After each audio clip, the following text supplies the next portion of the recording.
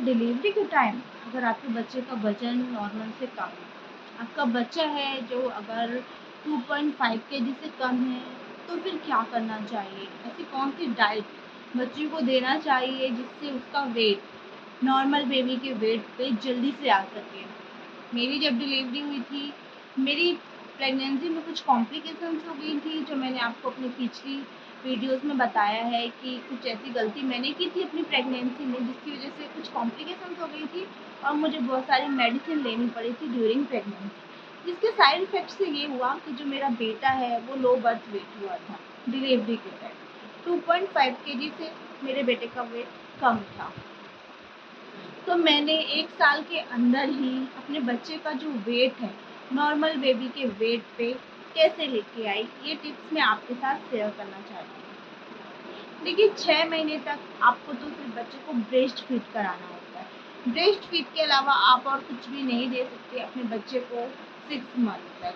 6 month के बाद जब आपके बच्चे की वीनिंग स्टार्ट होती है, फर्स्ट फूड जब आपके बच्चे को दिया जाता है उसे वीनिंग कहा जाता है।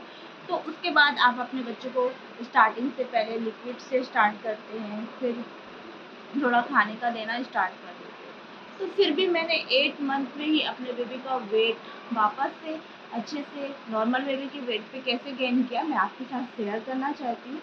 तो आप अगर 6 मंथ तक सिर्फ ब्रेस्ट फीड ही करा रहे हो, तब भी ब्रेस्ट फीड कराने की कुछ ऐसी टेक्निक होती है जो आपको पता होना चाहिए। अगर ये टेक्निक आपको नहीं मालूम है, तो आपके बच्चे का वज़न बिल्कुल भी नहीं बढ़ेगा, क्योंकि जो न्यूट्रिशन ब्रेस्ट मिल्क से उसे मिलना चाहिए वो मिल ही नहीं पाता है। तो आपके बच्चे का वज़न कैसे बढ़े? ब्रेस्ट मिल्क में आपके बच्चे की 6 महीने तक न्यूट्रिशन की पूर्ति करने के लिए सारे न्यूट्रिएंट पाए जाते हैं। 6 महीने तक आपका बच्चा ब्रेस्ट फीड करके ही अच्छे से पेट भर सकता है। लेकिन अगर आप उसे सही टेक्निक से पिलाएँगे तब। अगर आपने ब्रेस्ट फीड सही तरीके से नहीं कराया, तो ना ही आपके बच्चे का अच्छे से पेट भर पाता है, और पेट तो भर भी जाता है क्योंकि वो पानी पी ही लेता है, उसके बाद भी लेकिन बच्चे का वज़न नहीं बढ़ पाता। तो पहले तो आपको अपनी ब्रेस्ट फीड जो बच्चे को करा रहे हैं उसकी टेक्निक पता होना चाहिए, जिससे आपके बच्चे का वेट गेन होगा। इसके अलावा और भी टिप्स है, मैं आपके साथ ज़रूर शेयर करूँगी और अभी शेयर कर रही हूँ। तो सबसे पहले आप जानिए कि ब्रेस्ट फीड कैसे कराना है आपको 6 महीने तक अपने बच्चे को। तो जब आप अपने बच्चे को ब्रेस्ट फीड कराओगे, तो ये नहीं देखना है आपको कि जब बच्चा रो रहा है या बच्चा जब भूखा है, तब आप उसे ब्रेस्ट फीड कराओ। कई बार क्या होता है, बच्चे सोते रहते हैं, उन्हें भूख भी लगती है पर वो ट्राई नहीं करते हैं और आप सोचते हैं कि बच्चा सो रहा है, कौन डिस्टर्ब करे, और आप ब्रेस्ट फीड नहीं कराते। तो आपको इस बात का ध्यान रखना है कि आपके बच्चे का वेट चाहे नॉर्मल हो या नॉर्मल से कम हो डिलीवरी के बाद, आपको हर 2 घंटे में अपने बच्चे को ब्रेस्ट फीड कराना है।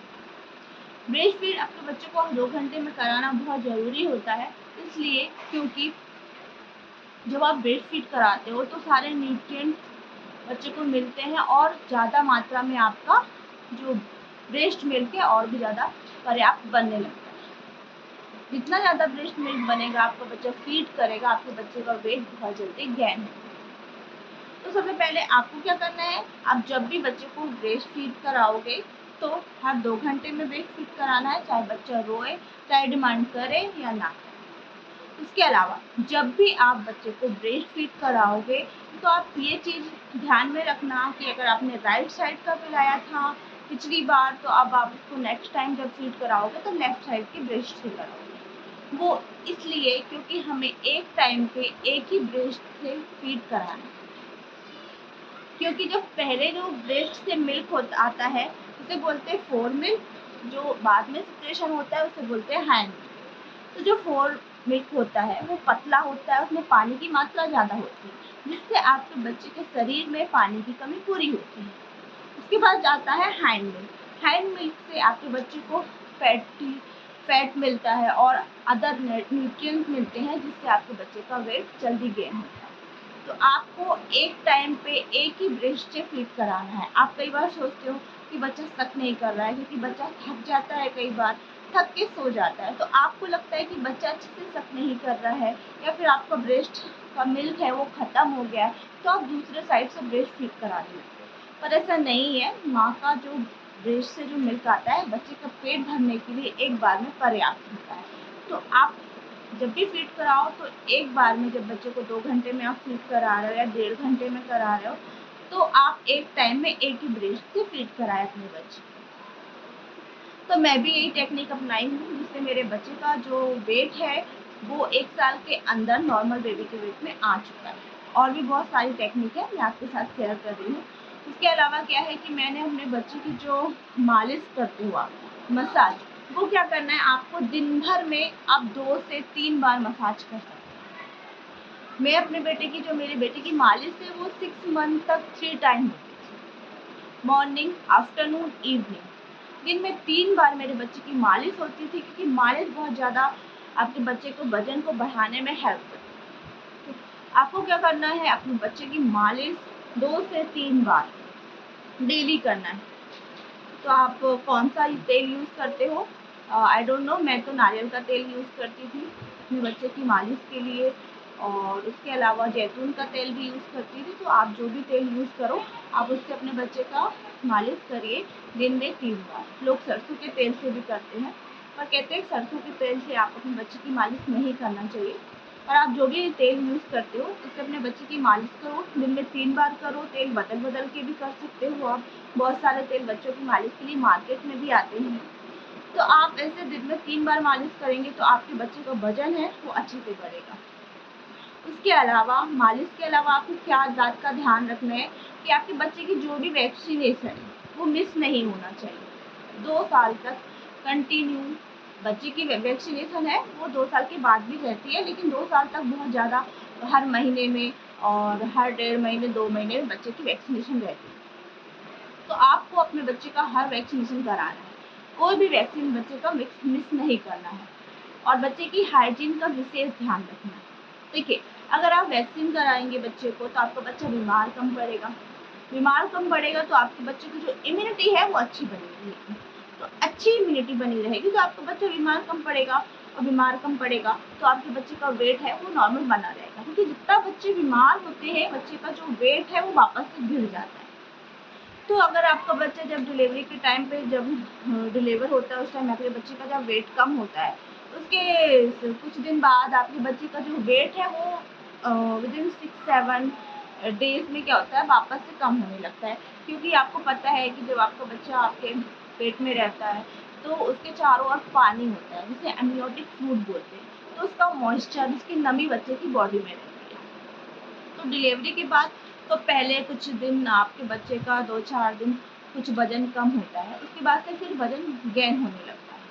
तो आपको अच्छे से ब्रेस्ट फीड कराना है, मसाज करना है, वैक्सीनेशन कराना है, बच्चे की हाइजीन का विशेष ध्यान रखना है।